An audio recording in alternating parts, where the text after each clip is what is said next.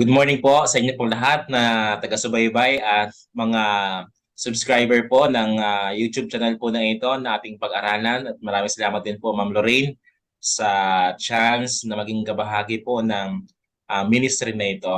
I believe sa mga dinadanas niyo po ngayon sa buhay, mga kapatid, I have an answer and the Bible has an answer. Totoo bang nagmamalasakit sa atin ng Panginoong Diyos?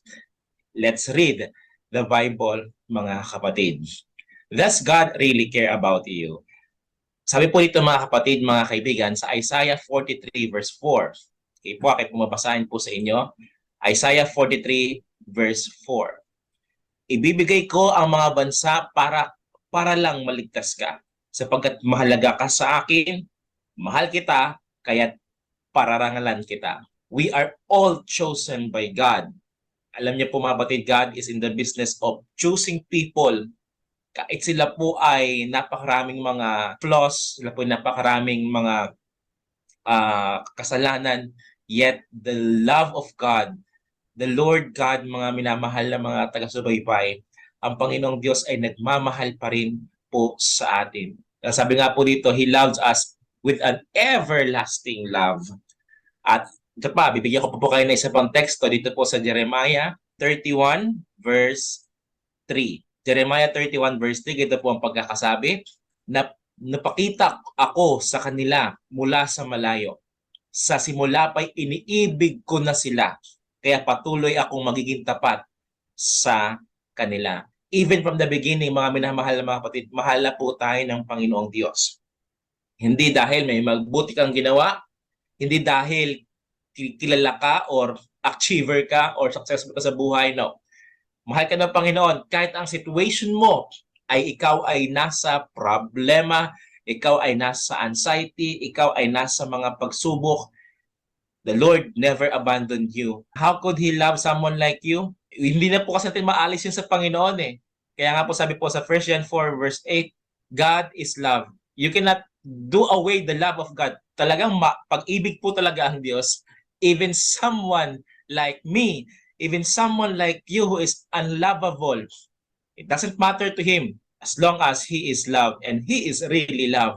Mga batid, let me ask you a question. Are you longing for love? Siguro sa family members mo, hindi mo ma-feel ang love.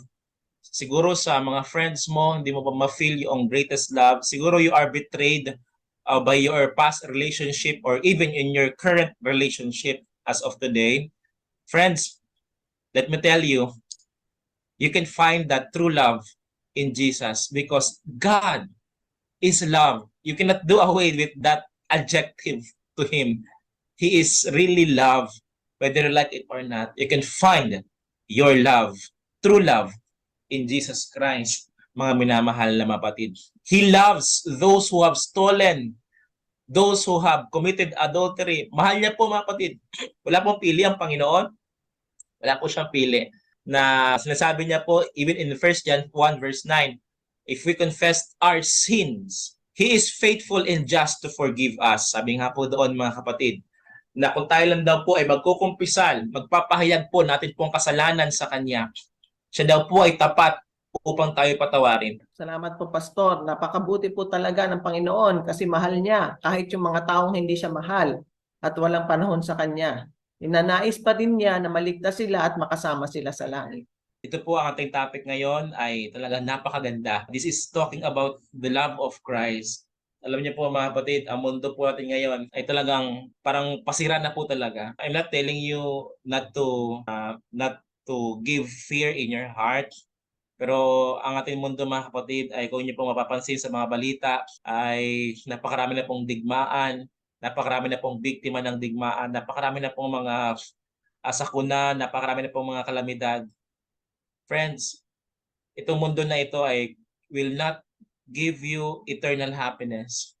This world is doomed to its end. But here is the offering of Christ.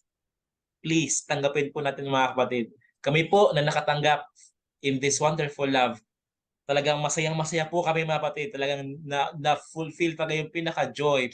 Kasi po, ang pinaka-joy po ng inyo pong lingkod ay ang maglingkod sa Panginoon. At hindi ko po sinasabi sa inyo mga kapatid, kasi hindi dahil ako po naglingkod na agad before pa. No, ako po ay nasa sanlibutan din before. And when I compare the happiness of the world and compare to the happiness that I am now in Christ, hindi po talaga makakompare mga kapatid. Ang love ng Panginoon, ang happiness na offer ng Panginoon ay sapat at nag-uumapaw para po sa bawat isa sa atin.